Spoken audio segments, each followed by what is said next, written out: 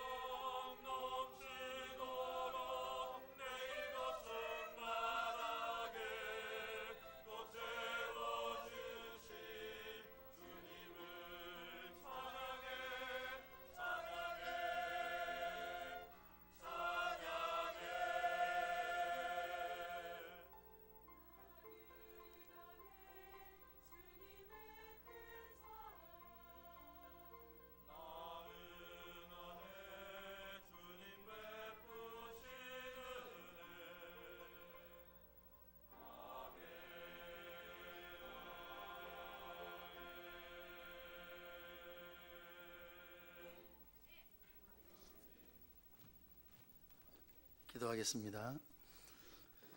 함께 하나님의 말씀을 전하고 듣는 시간 성령께서 이 가운데 함께하여 주옵소서. 하나님의 말씀은 성령으로 기록된 말씀인데 이 시간 성령으로 깨달아지는 이 한 시간 되게 하여 주옵소서. 부족한 종을 붙들어 주시고 하나님의 말씀만 바르게 잘 전할 수 있도록 도와주시고 음성을 붙들어 주셔서 말씀 전하는데 부족함이 없도록 도와주시기를 원합니다. 성도들 이 시간 말씀에만 집중하며 또 말씀을 통하여 은혜 누리는 시간 될 수 있도록 도와주옵소서. 말씀은 전하고 듣는 일에만 집중할 수 있도록 도와주시고 악한 마귀가 이 귀한 일에 방해하지 못하도록 지켜주옵소서. 함께하여 주시기를 원하오며 예수님 이름으로 기도하옵나이다. 아멘. 오늘 본문에 나오는 다윗은 정말 위대한 왕이었고 대단한 그런 왕이었습니다. 이스라엘 역사를 보면 다윗 왕 때 이스라엘의 영토가 가장 넓었습니다. 또 수많은 나라들로부터 조공을 거두어 들였습니다. 그러니까 나라가 융택했고 물자가 풍부하니까 백성들도 정말 행복하게 잘 살았습니다. 그런데 다윗이 처음부터 위대하고 강한 자는 아니었습니다. 자식을 가장 잘 아는 것이 부모인데요, 다윗은 자기 아버지 이새에게 있어서 8번째 아들이죠. 위로 형이 7이나 있고 막내 아들이었습니다. 당시 이스라엘에는 사울이 왕이었는데 사울이 처음 겸손할 때는 하나님께서 왕으로 세우셨지만 사울이 왕이 되고 난 뒤에 사울은 하나님보다는 자기 체면, 자기 어떤 이름, 그것을 더 치중했기 때문에 결국 하나님께로부터 버림을 받고 말았습니다. 그래서 하나님은 사울을 통하여서 이스라엘의 2번째 왕을 미리 준비시키려고 이새의 집으로 보내셨는데 이새의 아들들 가운데에 이제 이스라엘의 2번째 왕이로 세워질 자가 있다 그런 말이죠. 한편 이제 사무엘이 이새의 집을 찾아온다 말을 들었을 때 이새의 집에서는 뭐 청소하고 잔치 준비하고 뭐 먹을 것 준비하고 뭐 손님 맞이 준비해 한창이 그런 때죠. 그 당시 사무엘은 대제사장이며 선지자였고 또 사사였습니다. 사울이 왕이었지만 영적인 지도자고 이 모든 것들을 주관해가는 사무엘이기 때문에 사무엘의 위치는 정말 대단하죠. 사무엘도 어릴 때 그 어머니의 기도로 그가 태어나게 되어졌고 사무엘의 선지자가 되었을 때 단에서 브엘세바까지 이스라엘 전역에서 사무엘의 말이 땅에 떨어지지 아니했다. 그만큼 권 있는 사람이 사무엘이었습니다. 그 사무엘이 베들레헴 촌에 있는 이 이새의 집으로 찾아온다 그러니까 발칵 뒤집어졌겠죠. 야, 어떻게 우리 집을 찾아오신단 말인가. 그래서 잔치를 벌이고 준비를 하고 그리고 아들들을 다 불러 모으는데 하나님께서 사무엘을 이새의 집에 보내신 것은 사울을 대신할 이스라엘의 2번째 왕을 이제 세우시고자 하시는 그런 계획 속에서 보내셨죠. 이새의 아버지는 7명의 아들들은 다 불러왔지만 막내 다윗은 그냥 들에 내버려 두었습니다. 그래서 나중에 우리가 알 수 있습니다만 7명의 형들이 다 지나갔지만 하나님 택하신 왕감이 없었습니다. 사무엘이 물어보죠. 또 아들이 있습니까? 그러자 아버지 이새가 있긴 한데 말째가 있는데 지금 들에서 양을 치우고 있습니다 라고 했죠.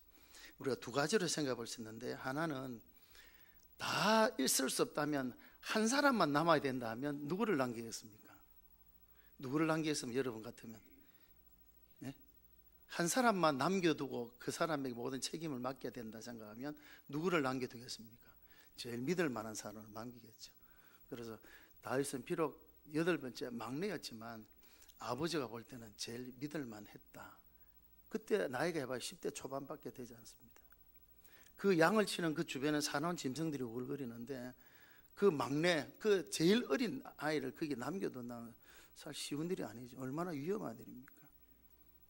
그런데 막내를 남겨놨다는 것은 그만큼 믿을만 했다라는 그런 뜻도 되어지죠. 그래서 나중에 형들이 3명의 형들이 군에 가 있을 때 이제 골리앗을 무너뜨린 그때인데요.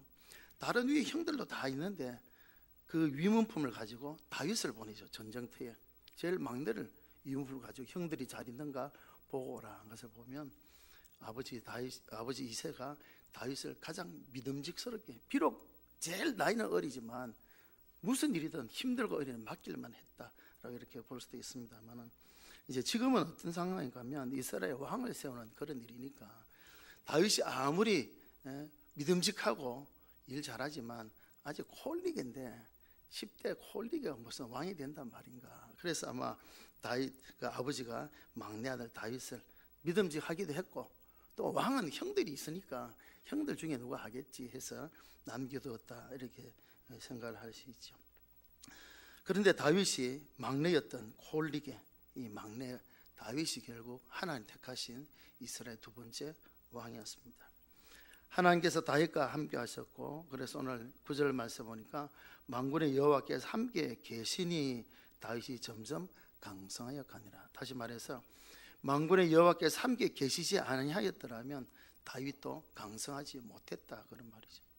하나님 함께 하셨기 때문에 다윗이 강성할 수 있었다라고 그렇게 고백을 합니다. 역대상하는 누가 썼는지는 잘 모릅니다. 그런데 역대상하와 바로 앞에 있는 열왕기상하가 같은 내용이 참 많죠. 읽다 보면 이거 좀 읽은 것 같은데 보면 거의 같아요. 보면 거의 같은 내용들이 많이 있는데, 차이점을 말씀드리면 열왕기상하는 남쪽 유다뿐만 아니라 북쪽 이스라엘의 역사도 다 포함되어 있습니다.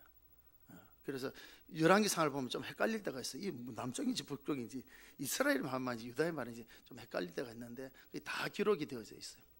그리고 그 마지막은 이제 유다가 망하고 바벨론의 포로로 잡혀가는 것으로 끝입니다. 그래서 이것은 포로 이전 시대의 마지막 기록되어졌다라고 볼 수 있고, 열왕기상하도 누가 썼는지 잘 모르지만 마지막 유다의 멸망까지 다 보고 기록한 것을 보면 그때 선지자였던 예레미야가 썼지 않았는가 추측할 뿐입니다. 추측, 정확한 누구는 없으니까. 예레미야가 예루살렘의 마지막 멸망을 목격한 선지자이니까 썼을 것이다 보죠. 역대상하는 그럼 왜 썼을까?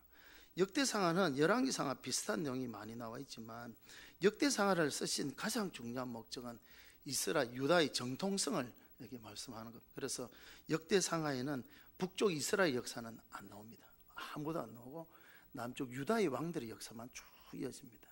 그리고 마지막 예루살렘 멸망과 포로 잡혀가는 것이 아니라 다시 돌아옴에 대한까지 회복과 부흥에 대한 그런 기록까지 있죠. 그래서 이것은 포로 생활을 다 끝난 뒤에 돌아오고 난 뒤에 썼습니다. 그러니까 적어도 70년 이상의 차이점이 있죠. 그렇게 썼는데, 그래서 포로로 귀환한 후에 가장 뛰어난 학자였던 에스라가 썼지 않았을까? 역시 그것도 추측입니다.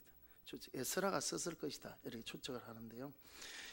역대상하를 이제 에스라가 썼다, 우리가 그렇게 이제 생각한다면 이 11장 9절에 이 구절을 쓰면서 그 에스라가 볼 때도 다윗은 점점 강성해져 갔는데 그 이유는 다윗이 똑똑해서 용맹스러워서 힘이 있어 지혜로워서 그렇지 않고 딱 한마디로 하나님이 함께 하셨기 때문에 다윗이 강성했다라고 한마디로 이렇게 결론을 맺고 있는 것을 우리가 보게 되어집니다. 하나님이 함께 하셨기 때문에 다윗이 점점 강성해 갔다는 것이죠. 사무엘하 5장 10절에도 보면 만군의 하나님 여호와께서 함께 계시니 다윗이 점점 강성하여 가니라, 그렇게 기록을 하고 있습니다. 사무엘하는 말 그대로 사무엘에 쓴 글이지 않습니까? 사무엘이 볼 때도 다윗이 점점 강성해 갔는데 그 이유는 하나님이 함께 하셨기 때문이라고 사무엘도 그렇게 고백하고 있음을 보게 되어집니다. 그렇습니다. 다윗이 점점 강성했다 갔던 그 비결은 다른 데 있는 것이 아니라 오직 한 가지, 무엇입니까? 하나님이 함께 하심. 할렐루야. 하나님이 함께 하셨기 때문에 강성했다는 이 한 가지입니다. 이 한 가지. 그래서 다윗은 늘 그렇게 고백하죠. 주께서 나와 함께 하십니다. 하나님 나와 함께 하신다는 그 신앙, 임마누엘 신앙이 항상 다윗은 그 신앙으로 살았던 그런 다윗이었습니다. 우리 잘 아는 다윗의 시, 가장 대표적인 시가 시편 23편. 여호와는 나의 목자시니 내게 부족함이 없다. 그 구절 가운데 내가 사망의 음침한 골짜기로 다닐지라도 해를 두려워하지 않는 것은 주께서 나와 함께 하십니다. 목자와 함께 해도 사망의 음침한 골짜기로 갈 수 있다 그랬죠. 지난주에 제가 그분에서 말씀드린 것 같은데요. 이동 중에 과정에 어려움이 있죠. 그러나 두려워하지 않습니다. 왜? 목자가 함께 하기 때문에. 다윗의 삶에도 우여곡절이 참 많지 않았습니까? 위기의 순간 죽음의 고비를 수없이 많이 넘겼지만 다윗은 두려워하지 않는다라고. 왜? 하나님 나와 함께 하시기 때문에. 하나님 함께 하심에 대한 그 확신을 그가 가지고 있었습니다.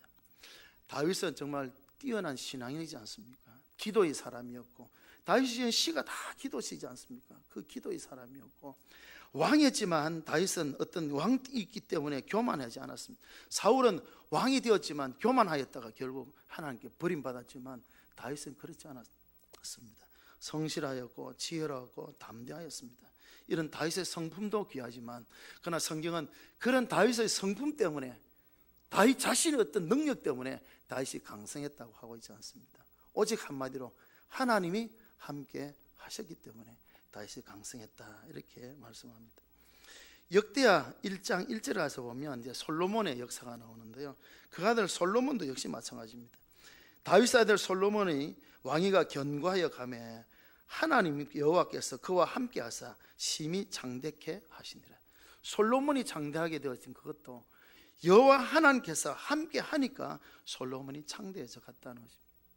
솔로몬의 지혜는 정말 대단하지 않습니까? 솔로몬의 지혜는 그 세상에 누구도 따라갈 수 없는 그런 지혜로, 솔로몬이 그 지혜로 장대해졌다, 성경은 그렇게 말하고 있지 않습니다. 하나님이 함께 하셨기 때문에 그 솔로몬도 장대했다라고 기록을 하고 있죠. 하나님이 함께하여 주셨다는 구절을 성경 몇 곳에 찾아볼 수 있는데요, 창세기 21장에 가서 보면 아브라함에게 블레셋 왕이었던 아비멜렉과 군대 장관이 같이 오죠. 그러면서 바로 그렇게 말합니다. 하나님이 너와 함께 계심을 우리가 보았다. 네가 무슨 일을 하든지 하나님 너와 함께 계심을 우리가 보았다. 아비멜렉이나 군대 장관은 하나님을 믿지 않는 사람입니다. 블레셋은 자기들이 섬기는 신들이 다 있습니다. 하나님 안 믿는 사람들입니다. 그런데도 아브라함의 삶의 모습을 볼 때 무슨 일을 하든지 하나님이 너와 함께 계심을 우리가 보았다.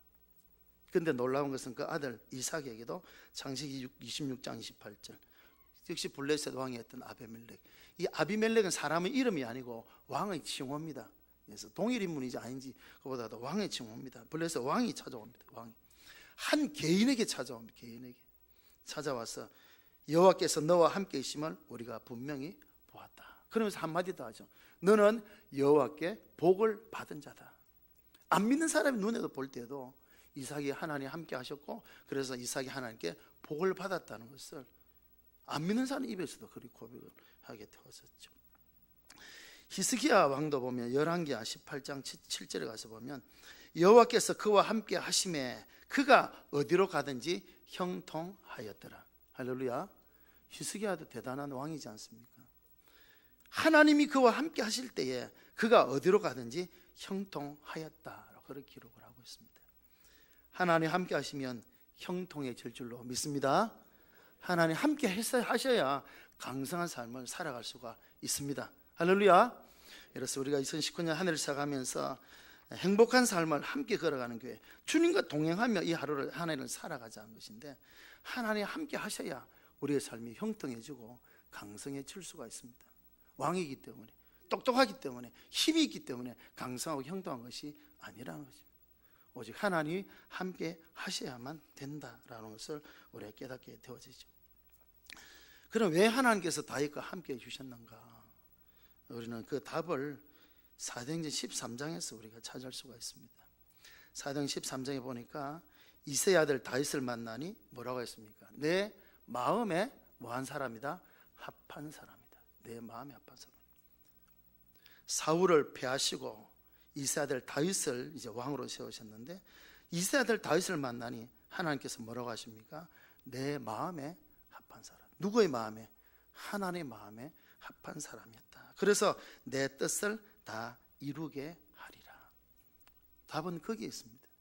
하나님 함께 해주십시오. 하나님 함께 해주셔야 우리가 강성할 수 있습니다. 하나님 함께 해주셔야 우리의 삶이 형통할 수 있습니다. 맞죠? 누구와 함께 하십니까? 하나님 마음에 합한 사람과 함께 하신다는 것이죠.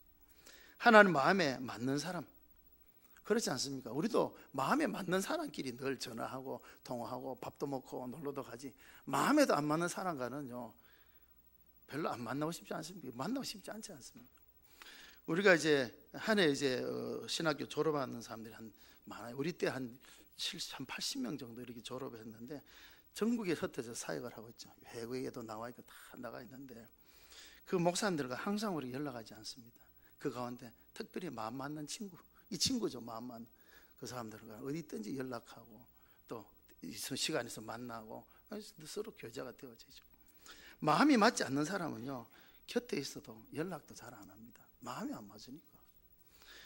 하나님께서 왜 다윗과 늘 함께 해주셨습니까? 다윗이 하나님의 마음에 속 드는 사람이었기 때문에 하나님이 함께 하셨다는 것이죠. 이것이 중요합니다.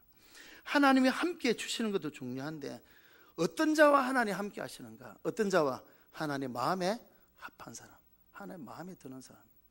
그러니까 우리가 어떻게 살아야 되겠습니까? 하나님의 마음에 들도록 우리가 살아야 되죠. 하나님의 마음에 합한 삶을 우리가 살아가야 된다라고 하는 것입니다. 다시 돌아가서 사무엘이 이제 이새의 집에 방문을 했습니다. 이제 7명의 아들만 있었죠. 근데 사무엘은 처음에 그 집에 아들이 몇 명인지를 잘 모르니까 그 7명의 아들이 있을 때 첫째부터 이렇게 만나보았습니다. 면접 아닌 면접을 보았죠. 첫째 아들 엘리압이었는데 만나보니까 너무 잘생겼어요. 너무 잘생겼고 뿅 갈 정도로 그리고 이야기해보니까 나름대로 야, 왕으로 세우면 되겠다 마음에 그런 생각이 들어서 기름을 들고, 기름을 붓다가 왕과 제사장 선지자는 기름을 붓거든요. 기름을 부으려 하니까 하나님께서 잠깐 아니다. 그러면서 하나님 하신 말씀이 있죠. 사무엘아, 아니다. 나는 이미 그를 버렸다 하면서 뭐라고 말씀하십니까? 사무엘아, 너는 외모를 보느냐? 겉을 볼 때는 엘리압이 정말 반할 정도로 왕감이다 볼 수 있는 그런 사람이지만 하나님 그를 버렸다는 거죠. 나는 이미 그를 버렸다. 너는 외모를 보느냐? 나는 무엇을 보신다고요? 하나님 무엇을 보신다고요? 중심을 보시는 하나님. 나는 중심을 본다. 외모를 보고 판단하지 않고 중심을 본다. 그러니까 다윗의 무엇이 하나님 마음에 들었단 말입니까? 다윗이 잘생겼어? 우리 생각이 다윗이 노래를 잘하니까 그런 것입니까? 그것이 아니고 뭡니까? 다윗의 마음 중심이 하나님 마음에 쏙 들었다는 거죠. 마음 중심. 마음이 다르면요, 삶이 다릅니다. 마음이 안 그래도 하는 척은 할 수 있어요. 하는 척은, 그죠? 하는 척은 할 수 있지만 그게 오래 가지 못합니다. 그죠? 그러나 중심이 바로 선 사람은 정말 그 삶이 다른 것을 보게 되어집니다. 그래서 항상 다윗은 보면 마음 씀씀이가 하나님 중심이었어요. 어떻게 하면 하나님을 기쁘시게 할까? 그것이 다윗의 마음 중심이었던 것을 우리가 보게 되어지죠. 좋을 때도 이것은 하나님 주신 은혜다. 다윗은 그렇게 고백을 합니다. 내가 잘나서 똑똑해서가 아니라 하나님의 은혜로 내가 이렇게 형통케 되었다. 다윗은 그렇게 고백을 하죠. 힘들고 어려우면 어떻게 합니까? 하나님 때문이다 그렇다. 불평하러 허무하지 않습니다. 그럴 때도 다윗은 뭐라고 고백합니까? 힘들고 어려워도 그래도 지금은 나와 함께 하신다. 하나님 나와 함께 하신다. 그렇기 때문에 나는 두려워하지 않는다. 앞에서 말씀대로 사망의 엄청난 골짜기에서도 나는 두려워하지 않는다. 왜? 하나님 지금도 나와 함께 하신다. 좋을 때도 하나님 함께, 힘들 때도 하나님 나와 함께, 항상 하나님 중심으로 살았던 것이 다윗이었던 것을 보게 됩니다. 그러니까 하나님께서 다윗과 함께 하셨던 것이죠. 그러니까 다윗 삶이 강성하고 형통할 수밖에 없는 것입니다. 앞에 보았던 아브라함과 이삭, 히스기야를 다시 한번 돌아보면서 왜 하나님께서 그들과 함께 하셨는가? 왜 그들과 함께 하셨는가? 하나님과 아브라함과 함께 하셨던 이유는 뭐겠습니까? 무엇이겠습니까? 아브라함은 순종의 사람이었습니다. 하나님 말씀이면 핑계하지 않고 변명하지 않고 미루지 않고 적극적으로 순종하는 것이 아브라함이었습니다. 75세가 되었는데 본토 친척 아비 집을 떠나라 하니까 히브리서에 보니까 갈 바를 알지 못하고 어디로 가는지조차도 모르고 가라 하니까 그냥 떠나는 겁니다. 순종의 사람. 99세가 되었는데 아브라함에게 할례를 행하라 그래요. 할례를 행하라. 주위에 있는 이웃 나라들은 성인식인데요. 성인식 10대 초반에 하는 그 할례를 99세 할아버지가 하라니까 왜 해야 됩니까? 물어보지 않습니다. 적극적으로 순종해요. 그래서 하나님께서 사랑하셔서 100세 아들을 주시죠. 이삭이 잘 자랐습니다. 그런데 난데없이 하나님께서 이삭을 번제로 드리라. 번제로 드리라. 얼마나 청천벽력 같은 말씀입니까? 아브라함이 어떻게 합니까? 조금도 머뭇거리지 않습니다. 그 다음 날 아침 일찍 일어나서 떠납니다. 모리아산까지 쉬지 않고 가야 3일 만에 도착할 수 있는 그 길을 3일 만에 도착해서 가죠. 조금도 주저하지 아니하는 산에 올라가서도 이삭을 결박하게 잡으려고 하나님께 그 손을 막아주지 않습니다. 아브라함은 순종의 사람이었습니다. 그러니까 하나님이 마음에 합할 수밖에 없죠. 순종하는 사람. 말 안 듣고 애먹이는 사람을 좋아할 사람 누가 있습니까? 그렇죠? 말 잘 듣고 순종하는 사람 하나님께서 그러니까 아브라함과 함께 하시죠. 그러니까 안 믿는 사람 눈에도 볼 때 당신은 무엇을 하든지 하나님 함께 하시죠. 안 믿는 사람 눈에도 그게 보이는 거죠. 이삭은 어떠합니까? 이삭도 있으면 마찬가지지 않습니까? 아버지 아브라함을 통해 배운 것이 순종을 배웠 순종. 자기가 실제로 순종의 제물이 될 뻔 안 했습니까? 하나님의 말씀이었구나. 아버지가 나를 미워해서 나를 죽이려 한 것이 아니고 하나님 말씀이니까 순종해서 나를 번제로 드리려 했구나. 하나님 말씀은 어떤 일이라도 순종해야 되는 거를 그 아버지를 통해서 배운 거죠. 그래서 이제 아버지 아브라함이 세상을 떠나고 이삭만 남았을 때 흉년이 들었죠. 100년 만에 찾아오는 극심한 흉년이죠. 먹을 것이 없어 다 애굽으로 갑니다. 하나님께서 뭐라 합니까? 애굽으로 가지 말라.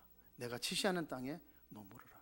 그런데 그 땅에서 지시하신 땅이 바로 흉년된 그 땅이었죠. 그래서 그 땅에 이삭이 농사를 짓죠. 사람들 볼 때 얼마나 어리석다고 했겠습니까?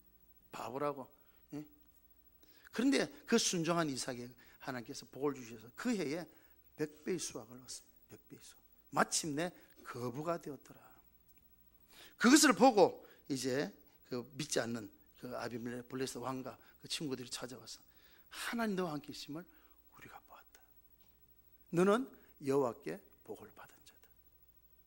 순종하는 자에게 하나님께서 함께 하심을 보게 되어지죠.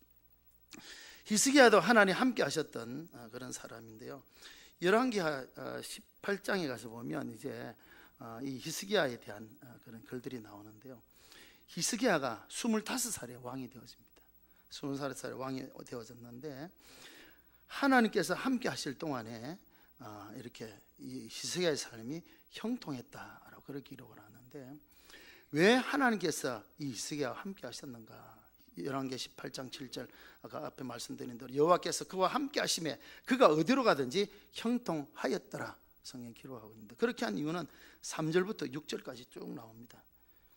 히스기야가 다윗과 같이 여호와께 보시기에 정직하게 행하고 또 여러 산당들, 주상들, 아세라 목상들 또 모세가 만들었던 노뱀, 왜 노뱀을 없애는가 하면 노뱀을 자꾸 우상 숭배하니까 없어요. 그래서 다 우상을 제거하는 이런 일들을 했고요. 그 다음에 하나님을 의지하였어요. 그래서 유다 왕들 중에 이러한 자가 없었다. 전후무하게 히스기야가 정말 하나님 앞에 바로 살기를 힘쓰고 했을 때 그리고 여호와께 연합하였다. 하나님과 연합하였다는 것은 하나님의 뜻에 따라 살아가는 히스기야였다. 그러니까 하나님께서 사랑하실 수밖에 없죠. 그래서 하나님 함께 하셨기 때문에 어디로 가든지 형통하게 되어졌습니다. 그런데 안타까운 것은 이제 바로 뒤에 이제 왕이 되고 4년째 되던 해에 북쪽 이스라엘이 먼저 아수르의 침공이 와가지고 이제 3년 동안이나 이렇게 포위를 당하고 있다가 북쪽 이스라엘이 아수르에 이제 함락을 당합니다. 이제 그것이 이제 히스기야 왕이 이제 6년째 되는 해가 되어졌는데요. 근데 안타까운 것은 그때 하나님 말씀을 듣지 아니하고 또 명령한 것을 따르지 아니하였습니다. 참 안타까운 일이죠. 그러자 결국 하나님께서 아수르를 통해서 이스라엘을 위협하게 하셨는데요. 큰 군사가 쳐들어왔죠. 그 말을 듣고 이제 19장 1절에 가서 보면 히스기야가 다시 옷을 찢고 굵은 베옷으로 갈아입습니다.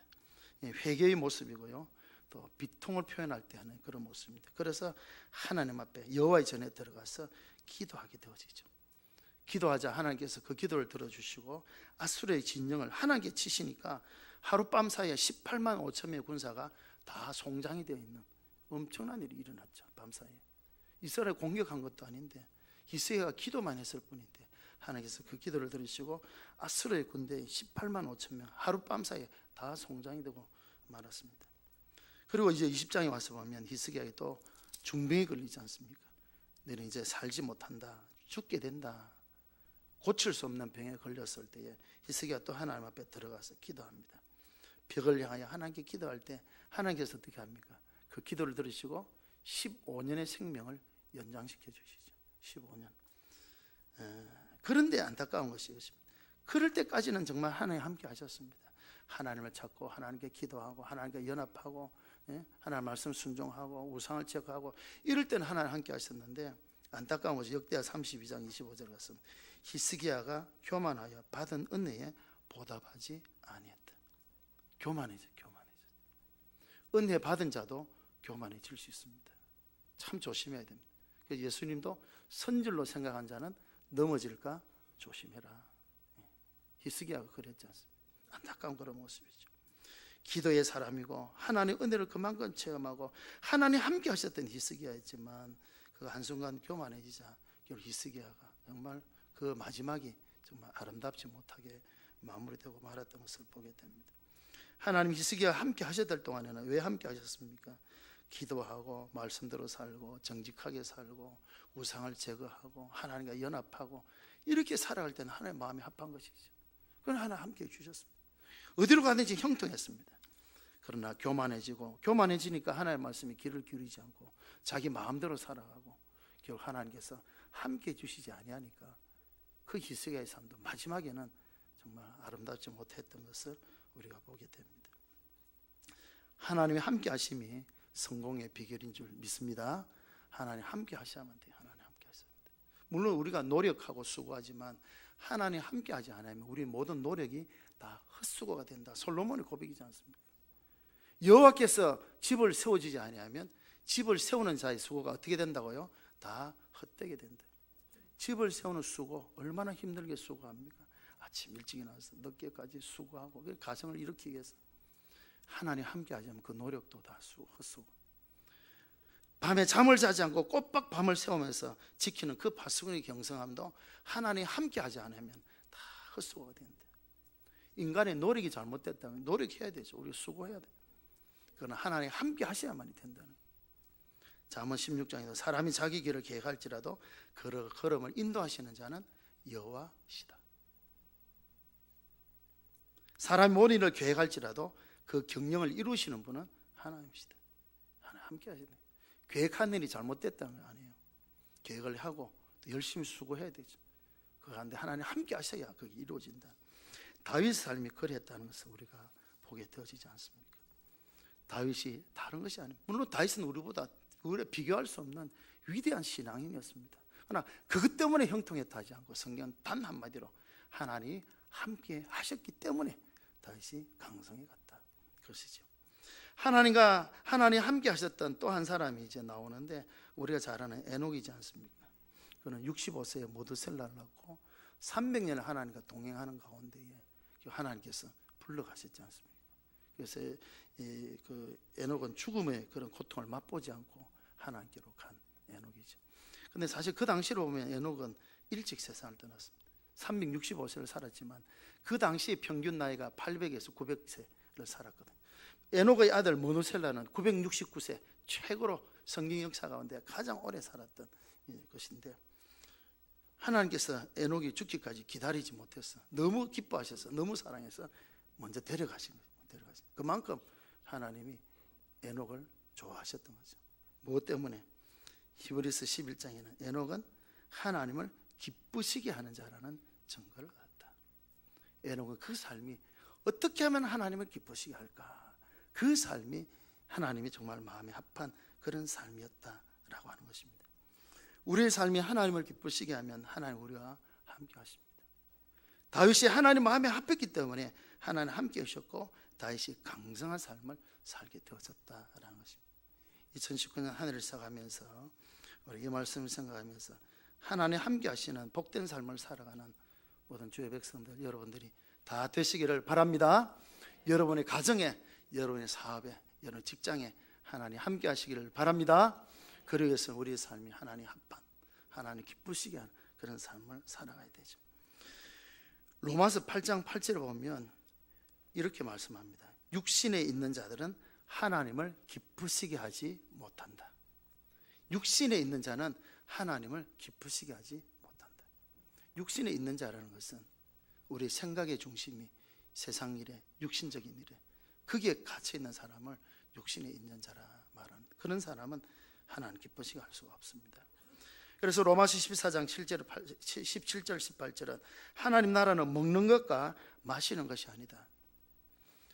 육에 있는 자들은 그 관심이 먹는 것과 마시는 것이죠. 그러나 하나님 나라는 그것이 아니라는 것이죠.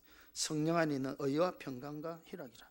이로써 하나님을 섬기는 자가 하나님을 기쁘시게 하며 사람에게도 칭찬을 받느니라. 할렐루야. 희락, 의와 평강과 희락으로 섬기는 자가 하나님을 기쁘시게 하는 자, 그런 자와 하나님이 함께 하시고 하나님께서 강성케 하시죠. 의라는 것은 바르게 살아가는 것. 이 의의 기준은 세상의 도덕적 기준을 넘어서는 하나님의 말씀의 기준을 따라 사는, 그 의롭게 살아가는 자.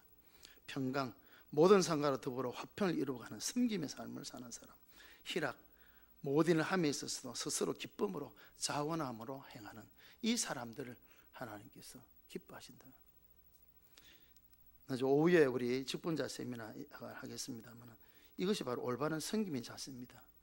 말씀을 따라 섬겨야 되고 또 희생하면서 섬겨야 되고 자원함으로 섬기는 것이 중요한 그런 원리가 되고, 이런 자를 하나님이 기뻐하신다라는 것을 우리에게 말씀을 하고 있습니다. 하나님도 하나님을 기쁘시게 하는 자와 함께 하십니다. 예수님도 요한복음 8장 29절에서 이렇게 고백합니다. 나를 보내신 이가 나와 함께 하시도다. 나는 항상 그가 기뻐하시는 일을 행함으로 그가 나를 혼자 두지 아니하셨다. 예수님의 고백입니다. 예수님, 나를 보내신 이가, 예수님이 이 세상에 보내신 이가 누구입니까? 성부 하나님이시지 않습니까? 성부 하나님, 성자 예수님, 또 하나님과 동등이고 한 몸이지 않습니까? 그런데 예수님께서 그렇게 말씀하시죠. 내가 하나님의 독생자이기 때문에 하나님 나와 함께 한다, 그렇게 말씀하지 않습니다. 나는 항상 그가 기뻐하는 일을 행함으로 나를 혼자 두지 아니했다.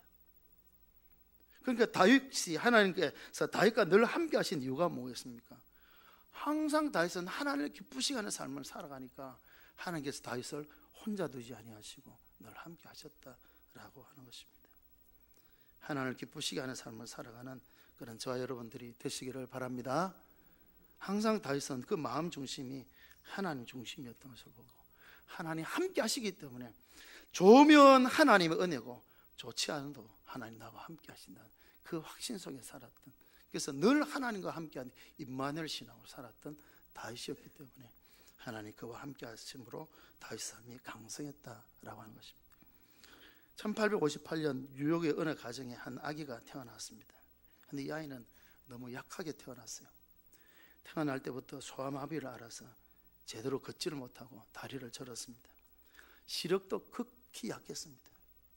게다가 천식까지 앓아서, 얼마나 천식이 심했으면 바로 앞에 있는 촛불도 끄지 못할 정도로 호흡을 곤란을 가지고 있었습니다. 살아간다는 것이 아니라 생명을 겨우 유지시켜 나간다고 그렇게 표현할 정도로 가까스로 생명을 이어가던 11살이 되던 어느 날 그 아버지가 이 아이에게 이런 말을 해주었습니다. 아들아, 네가 가진 장애는 장애가 아니란다. 네가 만약 전능하신 하나님을 참으로 신뢰하고 믿는다면, 그리고 하나님께서 너와 함께 하셔서 도와주신다고 하면 너의 장애 때문에 오히려 모든 사람이 너를 주목하게 될 것이고 너는 진실로 역사에 신화와 같은 기적을 남기는 놀라운 삶을 살 것이다. 정말 그 아버지가 그 힘들게 정말 성장해가는 그 아이를 향해서 이런 참 믿음의 말을 해줬죠. 정말 이런 부모님 돼야 돼요. 그죠? 네 때문에 내가 힘들어 죽겠다, 이게 아니고 정말 그 아이를 통한 하나님의 계획을 바라보면서 믿음과 비전을 심어주는, 하나님이 너와 함께 하신다면 이 장애는 아무 문제가 아니다. 너를 높이 들어서실 것이다. 그리고 한 12년이 지난 뒤에 그가 23살밖에 되지 않았을 때 그는 뉴욕주를 대표하는 의회의 의원으로 당선이 되어졌습니다. 23살에 주의 의원이 되어졌다는 거죠. 28살에는 뉴욕의 시장 선거에 출마를 하게 되어졌고, 얼마 후에 가서는 뉴욕시를 포함하는 뉴욕 전체 주의 주지사가 되어졌고, 그 다음에는 부통령이 되어졌고, 그 다음에는 미국 역사 가운데 가장 힘들고 어려웠던 그 시절에 미국을 신화같이 새롭게 세운 왕, 1906년에 노벨 평화상까지 수상했던 사람인데요. 이 사람이 누군가 하면 바로 루즈벨트 대통령입니다. 루즈벨트 대통령 다리도 절잖아요, 그죠? 어릴 때부터 건강하지는 못했어요. 그러나 하나님 너와 함께 한다면 하나님 너를 통해 역사를 이루어가실 것이다. 그 말씀대로, 그 믿음대로 그대로 이루어진 것이죠.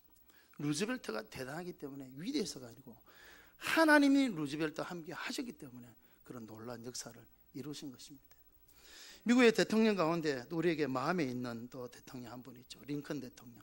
대단한 분이지 않습니까? 노예 해방을 하고 민주주의를 이 땅에 정착시킨 그런 대통령이 링컨인데요.